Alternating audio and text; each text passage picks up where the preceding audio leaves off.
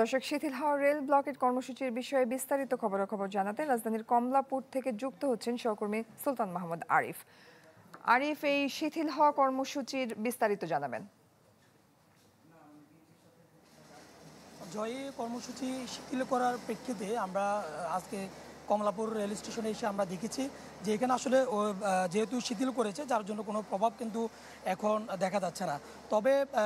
তবে গতকাল যেহেতু বড় ধরনের একটি আন্দোলন তারা করেছে এবং সারা দিনব্যাপী সড়ক বন্ধ ছিল, যার প্রেক্ষিতে যে কয়েকটি ট্রেন দেরিতে এসেছে সেই ট্রেনগুলোই মূলত আজকে সেই ট্রেনগুলোর শিডিউল আজকে বিপর্যয় হচ্ছে। বিশেষ করে রংপুরগামী যে রংপুর এক্সপ্রেস, যেটি 9টায় যাওয়ার কথা, সেই ট্রেনটি আজকে দুপুর 1টা নাগাদ এখান থেকে ছাড়বে এবং লালমনিরহাটগামী যে ট্রেনটি রয়েছে সেটি 8টায় ছাড়ার কথা, সেটি 10টা 20 মিনিটে ছাড়বে। এছাড়া তেমন কোনো বিলম্ব নাই। তবে বাকি ট্রেন যেগুলো রয়েছে সেগুলো 10 থেকে 15 মিনিট করে একটু শিডিউল এদিক সেদিক হচ্ছে।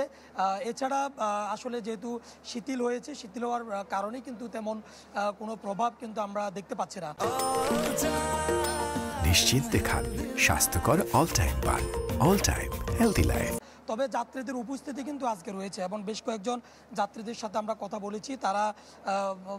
যাত্রীরা বলছেন যে এই ধরনের আসলে কর্মসূচিগুলো তাদের জন্য এক ধরনের হয়রানি এবং ভোগান্তি তাদের জন্য রয়েছে, যেহেতু আজকে তারা পলিটেকনিক্যালের যে স্টুডেন্টরা রয়েছে তারা তাদের 6 দফা দাবিতে আজকে রেল ব্লকেডের যে কর্মসূচি সেটি ডাক দিয়েছেন এবং ইতিমধ্যে যেহেতু শিক্ষা উপদেষ্টার সাথে তারা একটি বৈঠকে বসবেন, সেই বৈঠকের পর আবার নতুন করে সিদ্ধান্ত আসতে পারে।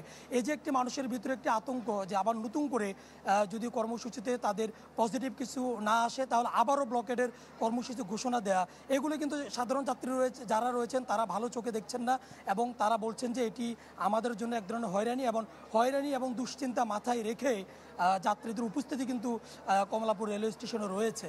জয় আরিফ, ধন্যবাদ আপনাকে। দর্শক, রাজধানীর কমলাপুর রেল স্টেশন থেকে যুক্ত হয়েছিলেন সুলতান মাহমুদ আরিফ।